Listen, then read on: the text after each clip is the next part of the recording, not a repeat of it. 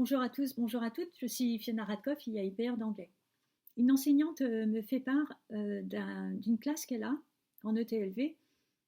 Les élèves ont quasiment 6 heures de cours d'affilée et elle les a en dernière heure de cours. Et donc elle essaye de faire son cours de manière à ce que ce soit bien pour les élèves, mais les élèves sont crevés. Et en plus, elle me dit que les élèves ont vraiment décroché pendant la période sanitaire et donc il y a vraiment un problème. Et donc en fait, elle propose une excellente solution qui n'est pas la solution que nous souhaitons habituellement, mais j'ai trouvé que c'était intéressant et c'est la raison pour laquelle je fais cette vidéo.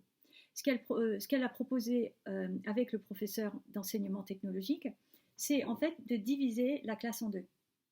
Et donc la première demi-heure, l'autre enseignant a la moitié de la classe, et donc elle a une moitié de la classe. Et puis à la moitié de l'horaire, en fait, ils permutent leurs élèves. Et donc elle voulait savoir si c'était possible, parce que théoriquement, ils doivent co-animer pendant l'heure. Et elle trouvait que c'était plus efficace. Et donc la réponse, bah oui, c'est possible. C'est vrai que c'est pas supposé se dérouler comme ça, mais on peut très bien imaginer si vous avez un atelier médialangue. Vous voyez, c'est ces grands espaces où on peut dispatcher les élèves, soit pour écouter un document vidéo, soit pour se mettre à l'ordinateur, soit pour discuter à l'oral. Et donc, on peut imaginer que les élèves soient très bien dans des endroits différents. Donc, si vous avez un atelier médialangue, vous pouvez très bien co-animer en étant séparés dans l'espace médialangue.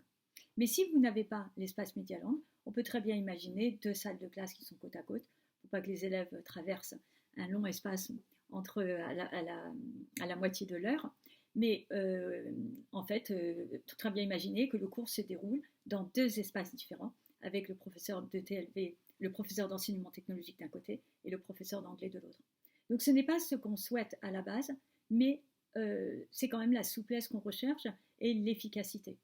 Et donc toutes les stratégies, toutes les solutions que vous trouvez et qui marchent bien et qui permettent aux élèves de progresser, eh bien en fait on sera pour et on écoute les questions et on essaye de répondre à ces questions-là qui sont très particulières et heureusement rares.